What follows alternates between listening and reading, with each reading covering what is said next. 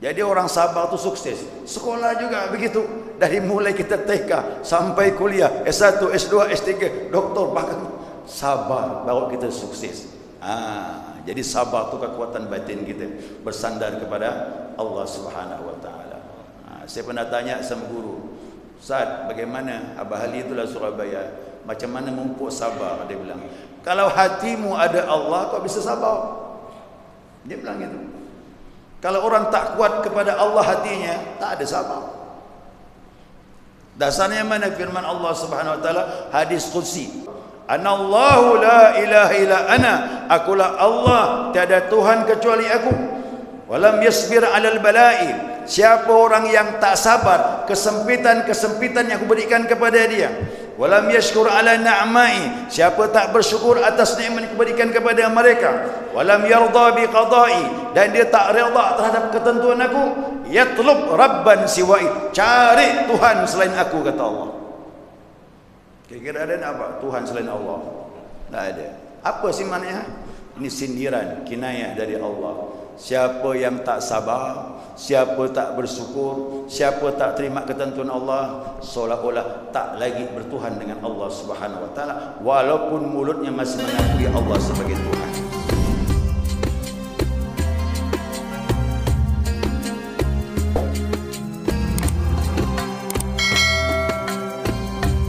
Qala musannif rahimahullah taala wa nafa'ana bi 'ulumihi fid dharain amin.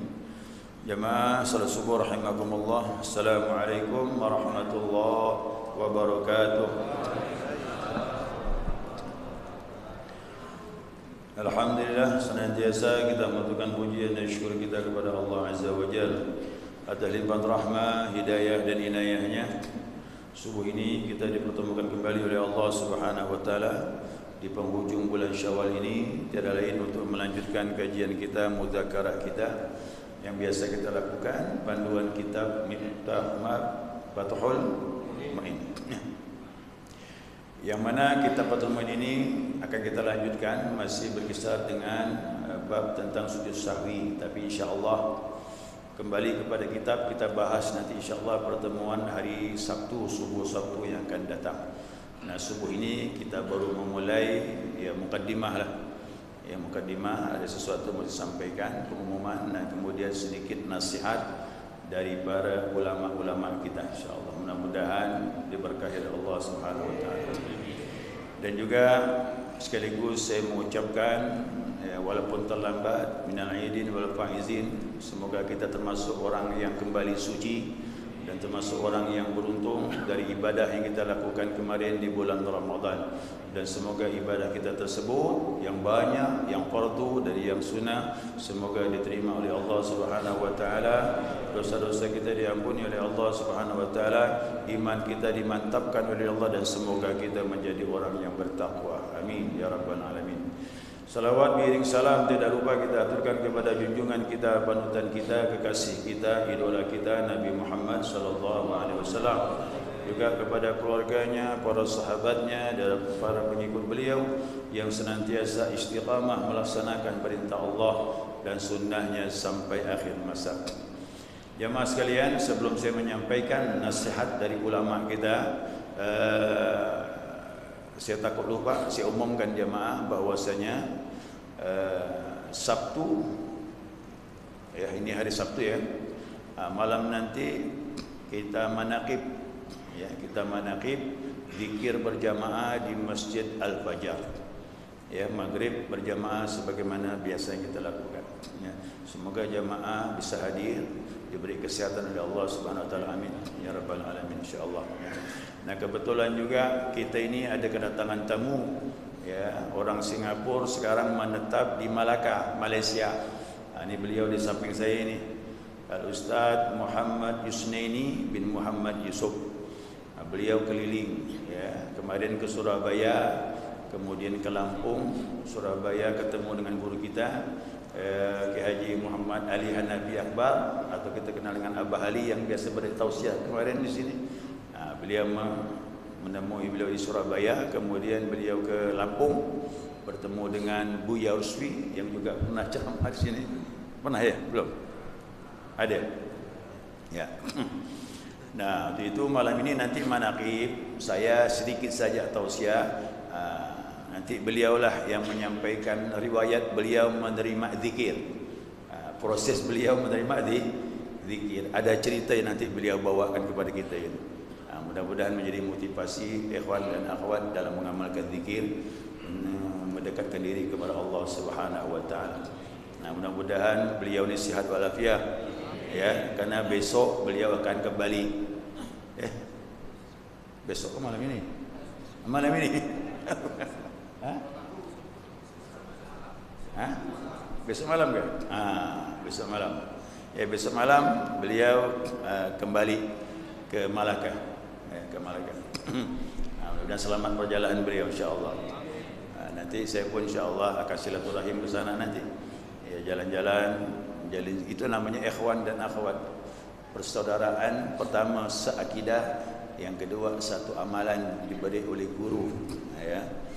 Baik jamaah sekalian yang dirahmati Allah Subhanahu wa taala. Waktu kita tidak panjang, cuma sedikit ingin saya sampaikan nasihat dari seorang ulama tabi'in, wa anil Hasan al-Basri ya radhiyallahu anhu. Riwayat dari Hasan al-Basri ya, semoga Allah ridha kepadanya dan keberkahannya mengalir kepada kita semua ini. Nah, beliau ini dikatakan termasuk min akabirit tabi'in. Dia termasuk ulama tabi'in dan termasuk ulama besar dalam golongan tabi'in. Jadi siapa tabi'in itu Bapak Ibu? Orang yang bertemu dengan sahabat, tak bertemu dengan Nabi Muhammad sallallahu alaihi wasallam. Nah, kalau beliau ni ketemu dengan Nabi, tentu dikatakan sahabat, tapi beliau tidak ketemu dengan Rasulullah. Beliau ini bertemu dengan 70 lebih sahabat. Lebih 70 sahabat beliau ketemu. Dan gurunya yang memberikan khirqah banyak ijazah ilmu dari Rasulullah adalah sahabat Nabi dan menantu Nabi Sayyiduna Ali karamallahu wajhah. Jadi gurunya Hasan al-Basri ini Sayyiduna Ali karamallahu wajhah. Jadi guru-gurunya pun orang-orang yang utama yang banyak belajar dari Rasulullah sallallahu alaihi wasallam. Ini namanya ilmu bersalin, sanad. Nah, untung kita mendapatkan amalan itu bersanad ya, dari Nabi kepada sahabat, kepada tabi'in, tabi'ut tabi'in, terus sampailah sekarang. Nah, termasuk orang belajar ilmu tauhid yang kemarin itu Miftahul Jannah. Saya ambil bersanad dari guru ke guru sampai kepada Nabi Muhammad sallallahu alaihi wasallam.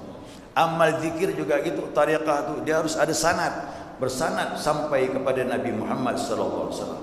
Untuk apa sanad ni? Barakah, tabaruknya luar biasa. Nah, barakah tu khairun min ilah, kebaikan dari Allah kerana melalui orang-orang yang dekat dengan Allah Subhanahu wa taala. Jadi dulu masih mahal sanad, tapi sekarang orang kadang-kadang tak peduli dengan sanad. Ya. Kalau orang tanpa sanad ngomongnya bebas, makanya bisa menyalahkan mudah. Tapi kalau bersanad ada adab. Nah, adab tu perlu. Kita belajar tu ada adab. Nah, makanya Hasan al-Basri ini, Masya Allah, dia ketemu dengan sahabat Nabi dan beliau ketemu dengan sekian banyak isteri Rasulullah sallallahu alaihi wasallam, termasuk Ummul Mukminin Aisyah radhiyallahu anha. Dia datang kepada Aisyah minta izin ingin masuk rumahnya Rasulullah sallallahu alaihi wasallam. Ya, padahal tak boleh sembarangan. Ya kan, tapi dia kepingin masuk. Begitu aku masuk rumah Nabi kecil rupanya. Itulah makam Rasulullah. Rumahnya Rasulullah sallallahu alaihi wasallam. Nah, aku masuk rumah Nabi, dia bilang, aku angkat tumit kakiku, lalu tanganku menggapai pelapon dek rumah tu sampai katanya. Berarti rendah betul rumah Rasulullah SAW. Ruang tamu, tengah, terus dapur. Cuma satu kamar. Masya Allah. Kata Hasan al-Basri, orang besar, pemimpin manusia. Manusia yang awal dan yang akhir. Disebut Sayyidul Wujud, pemimpinnya makhluk yang ada di muka bumi ini. Rumahnya kecil, tapi hatinya besar. Orang sekarang rumahnya besar, hatinya kecil. tamu datang takut. Luar biasa zaman ini. Maka saya bilang, sekarang kita belajar ilmu bagaimana membesarkan hati untuk dekat dengan Allah Subhanahu wa taala. Apa pesan beliau? Nah, pesan beliau mengatakan singkat padat. Kata beliau, man la adaba lahu la ilma lahu. Siapa orang yang tak punya adab, dia bilang tak ada ilmu. Nah, walaupun dia banyak belajar, tapi kalau tidak ada adab, tidak ada ilmu. Karena ilmu tidak akan berkah kalau tidak ada adab. Saya melihat zaman ini nampak kelihatan mana yang ada berkah, mana yang tidak. Yang beradab itulah berkah. Ulama-ulama yang ada adab, ustaz-ustaz yang ada adab, insya-Allah berkah. Tapi kalau tak ada adab, banyak nyalahkan orang, aduh, ini berbahaya ni. Itu namanya tak ada adab, tak berkah ilmu itu. Ya, hati-hati. Maka adab itu puncaknya ilmu. Alim bagaimanapun kita belajar, kalau tidak ada adab, habis, dicabut berkah dari Allah Subhanahu wa taala. Orang dahulu sampai bawa Al-Quran pun pakai adab. Orang sekarang ada pula fatwa, tak masalah Al-Quran letak di bawah, boleh. Kenapa? Itu ditulis makhluk, bukan kalam Allah lagi. Kalam Allah di lauh mahfuz, yang ditulis sudah berupa kertas, tulisan. Begitu fatwa sekarang. Tapi orang dulu dia yakin, walaupun ditulis di situ ada kalimat, membacanya haus, ada wudu, orang baca bisa menangis. Ada asrar min kalamillah, rahasia daripada perkataan Allah Subhanahu wa taala. Membawanya jangan bawa begini. Saya masih ingat dulu belajar dengan datuk ngaji itu. Bawa Al-Quran begini, marah dia. Begini ya Pak, bawa Al-Quran. Bawa begini. Marah dia. Harus di atas pusat, kata dia begini. Begitu dia. Masya Allah. Makanya saya melihat adab itu luar biasa. Imam Malik, guru Imam Syafi'i, itu ulama besar Madinah. Waktu dia kena penyakit ambeien, dia tak turun ke masjid lagi. Dia di rumah.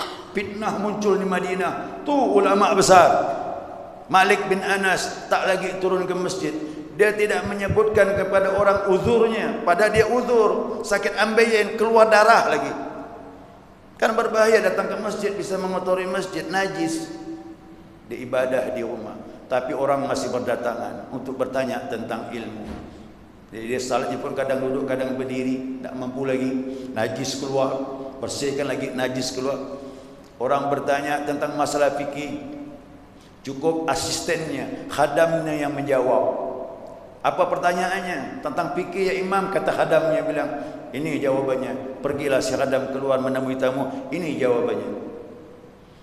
Tapi kau bertanya tentang hadis Rasulullah SAW, beliau bangun, pergi ke belakang, bersihkan najisnya, berwudu. Kemudian dia jawab, qala Rasulullah SAW. Disebutkan hadis panjang lebar. Hadis pakai wudu, apalagi Al-Quran. Itu orang dulu pakai adab. Dengan hadis dia beradab apa dengan Al-Quran. Nah, majlis taklim juga begitu, ada adab. Dengan orang sebaya ada adab, dengan anak-anak ada adab, dengan orang tua ada adab, dengan Nabi Muhammad SAW pun ada adab. Sahabat tak akan berkah kalau tidak beradab dengan Rasulullah SAW. Ada sahabat yang tak beradab dengan Nabi, langsung ditegur oleh Allah Subhanahu wa taala. Sahabat ngomong dengan Nabi, suaranya tinggi sedikit dari Rasulullah. Turun ayat langsung. La tarfu aswatukum fawqa sautin nabi, fawqa sautin nabi.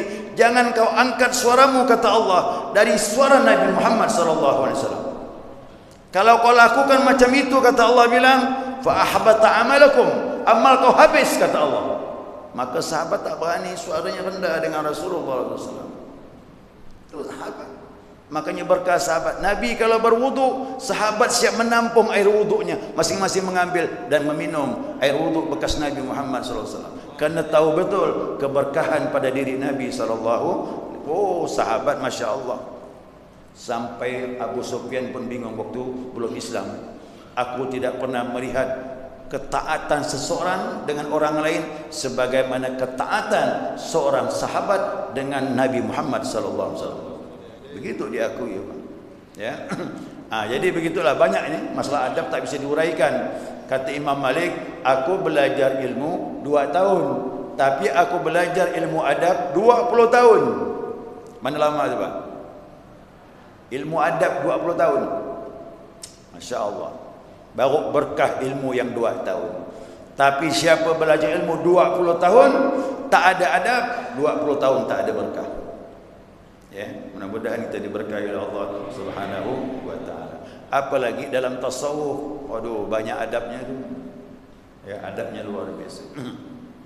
Dan yang kedua kata beliau, wa man la sabra lahu la dina lahu. Dan siapa orang yang tak sabar, dia tak ada agama, tak sempurna agamanya. Apa tu sabar? Kemampuan hati kita bersandar kepada Allah. Bukan lemah sabar, enggak. Sabar dalam ketaatan. Oh berat ini. Sabar kita taat. Pertama kita terpaksa, enggak masalah. Pertama berat, memang begitu. Apalagi salat malam tu berat, tapi mau dicoba walaupun nak berat, laksanakan. Apa kata Al-Habib Abdullah Al-Haddad? Salat malam tu pertama berat, dipaksakan. Yang kedua jadi biasa. Yang ketiga kau akan suka dia. Tu kelebihannya. Memang begitu ibadah. Pertama baru kita ibadah kepada Allah. 5 waktu tu berat, tapi dipaksa. Lambat laun kita biasa. Terakhir insya-Allah kita jadi suka. Itu ibadah kepada Allah SWT seperti itu. Untuk tak sabar. Ramadan masuk, sabar. Hawa nafsu menjerit, keinginan macam-macam, ditahan terbit fajar sampai terbenam matahari. Bilang sama hati, sabar, maghrib belum datang. Kan begitu. Jadi orang sabar tu sukses. Sekolah juga begitu. Dari mulai kita TK sampai kuliah, S1, S2, S3, doktor, bahkan sabar baru kita sukses. Jadi sabar tu kekuatan batin kita bersandar kepada Allah Subhanahu wa taala. Saya pernah tanya sama guru, Ustaz, bagaimana Abah Ali itulah Surabaya, macam mana memupuk sabar? Dia bilang, kalau hatimu ada Allah, kau bisa sabar. Dia bilang gitu. Kalau orang tak kuat kepada Allah hatinya, tak ada sabar. Dasarnya mana firman Allah Subhanahu wa taala, hadis qudsi, anallahu la ilaha illa ana, akulah Allah, tiada Tuhan kecuali aku. Kalau Allah bilang la ilaha illa ana, Allah bilang tiada Tuhan kecuali aku. Kalau kita ngomong apa? La ilaha illallah. Kalau kita bilang la ilaha illallah atau la ilaha illa anta. Tapi kalau Allah berkata la ilaha illa ana, tidak ada Tuhan kecuali aku. Allah bersumpah, anallahu la ilaha illa ana, akulah Allah, tiada Tuhan kecuali aku. Walam yasbir alal bala'i, siapa orang yang tak sabar kesempitan-kesempitan yang aku berikan kepada dia. Walam yashkur ala na'mai, siapa tak bersyukur atas nikmat yang aku berikan kepada mereka. Walam yarda bi qada'i, dan dia tak redha terhadap ketentuan aku. Yatlub rabban siwa'i, cari Tuhan selain aku, kata Allah. Kira-kira ada apa Tuhan selain Allah? Tak ada. Apa sih maknanya? Ini sindiran, kinayah dari Allah. Siapa yang tak sabar, siapa tak bersyukur, siapa tak terima ketentuan Allah, seolah-olah tak lagi bertuhan dengan Allah Subhanahu wa taala, walaupun mulutnya masih mengakui Allah sebagai Tuhan. Itu kata beliau begitu. Kalau ada Allah di hatimu, kau bisa sabar. Maka seharusnya setiap jemaah banyakkan zikir la ilaha illallah. Nanti insya-Allah ada iman kuat, ada Allah. Situ kita bisa mampu menghadapi permasalahan hidup ini. Apalagi as-sabru 'alal masyaqqah, sabar dalam kesulitan hidup. Oh, ini lebih berat lagi. Rezeki sempit, ada ujiannya. Penyakit datang, musibah lain datang, anak dapat kecelakaan, anak meninggal, suami meninggal, istri meninggal. Oh, ini pasti kita alami semuanya. Kau tak kuat kepada Allah, goyang gitu. Goyang. Nah, kerana siapa yang tak sabar, kata Hasan Al-Basri dalam riwayat yang lain, siapa hidup tak sabar, jangan hidup, kata dia. Kerana ujiannya di mana? Akhirat ke dunia? Dunia ni tempat ujian, akhirat memetik hasil daripada apa yang kita tanam di dunia ini, insya-Allah. Mudah-mudahan kita termasuk orang yang sabar. Ya, amin ya rabbal alamin. Ya, kemudian yang ketiga, wa man la wara'a lahu la zulfa lahu. Siapa yang tidak wara', dia tidak diangkat derajatnya, tidak akan naik derajat di sisi Allah Subhanahu wa taala. Apa tu wara'? Beda huruf ni ya. Kalau wara' pakai amja di belakang, tapi kalau wara', nah, orang yang menjaga yang haram, bahkan yang syubhat pun dia tak mau. Tahu syubhat tak? Halal haram campur, tak mau. Itu orang wara' nama itu. Nah, dalam masalah inilah, siapa yang mau naik derajatnya dengan ibadahnya, jaga yang dimakan. Jangan makan barang, jangan makan barang haram. 50 tahun pun ikhwan yang berzikir, kalau makan tak dijaga, ya begitu-begitulah. Kena jadi darah daging. Ya. Kata Nabi, kalau kau bisa jaga makan yang halal 40 hari ya bercahaya kau punya hati. Apalagi seterusnya bisa kita jaga. Jadi ibadah akan meningkat, derajat akan naik, tergantung kita menjaga apa yang kita makan. Ya. Jadi jamaah sekalian, ini zaman kita diuji oleh Allah. Lihat kawan, lihat kiri kanan, tergoda pula. Takutnya yang haram pun kita ambil. Jangan yang syubhat, yang haram pun kita ambil. Ini zaman kita diuji Allah. Masalah rezeki sulit memang, tapi tidak masalah. Guru saya mengatakan, kalau kau memang sampai kepada Allah, bisa dekat kepada Allah, kau pun dijaga makananmu oleh Allah Subhanahu wa taala. Ya, Sulaiman Ad-Darani, seorang sufi besar, setiap mau makan barang berkeringat tangannya, dan dia tahu isyarat berarti yang mau dimakan tu haram, kata dia. Bayangkan tu, diberi isyarat oleh Allah, mau makannya berkeringat tangan keluar.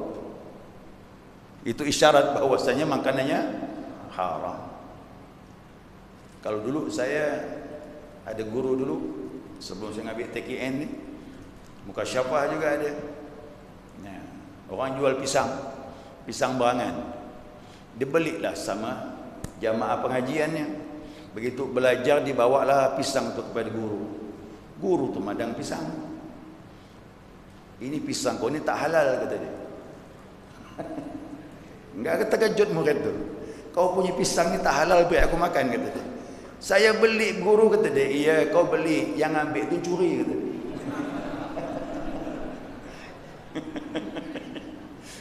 Orang kalau hati mukmin, dia ada sinyal, ada magnet di hati dia. Tahu dia.